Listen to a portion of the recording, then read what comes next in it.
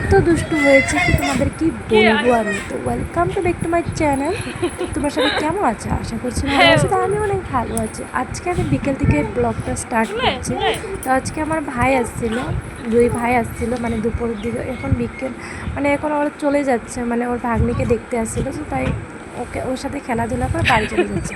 আর আমার প্রিন্সেসের অবস্থা দেখো, ওর পাপার সাথে যেরকম করে মানে সেম ওর মামার সাথে সেরকমই করছে। তো ওদেরকে পাঠিয়ে দিয়ে ওকে আমি ঘুম পাড়িয়ে দিচ্ছিলাম। তো ওকে আমি মানে বকি, মানে আবার নিজেরই খারাপ লাগে, ঘুমালে পরে নিজেরই খারাপ লাগে যে কেন যে বকি মেয়েটাকে। তো প্রতিটা মায়েরই এরকম হয়।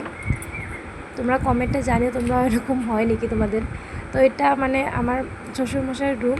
তো শ্বশুরমশাই থাকে না এটাতে, মানে আমাদের রুমটাতে থাকে। আমি থাকি আমার বড় ননদের রুমটাতে। আমার বড় ননদ আগে যে রুমটাতে ছিল ওই রুমটাতে আমি থাকি, আর শ্বশুরমশাই আমার রুমে থাকে। তো দেখো রুমটাকে মানে বিছানা তাদের পাতা ছিল না, তো আমি ভাবলাম আজকে পেতে দিই, অনেক দিন হয়েছে, মানে কেউ আসলে পরে মানে তার জন্য কি পেতে দিই আর কি বিছানা চাদরটা। আর পালেংটা দেখেছো না, ওটা আমার ছোটো ননদের, আমার শ্বশুরমশাইয়ের হাতের কাজ খুবই সুন্দর, খুবই সুন্দর ডিজাইন করে, মানে অনেক বড় বড় বিল্ডিংয়েরও কাজ করে, মানে সব কাজ, মানে সব কাজই পারে।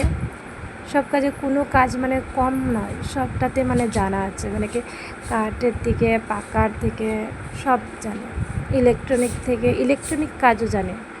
তো কী বলবো তোমাদেরকে, সবই গুণ আছে বাবার মধ্যে।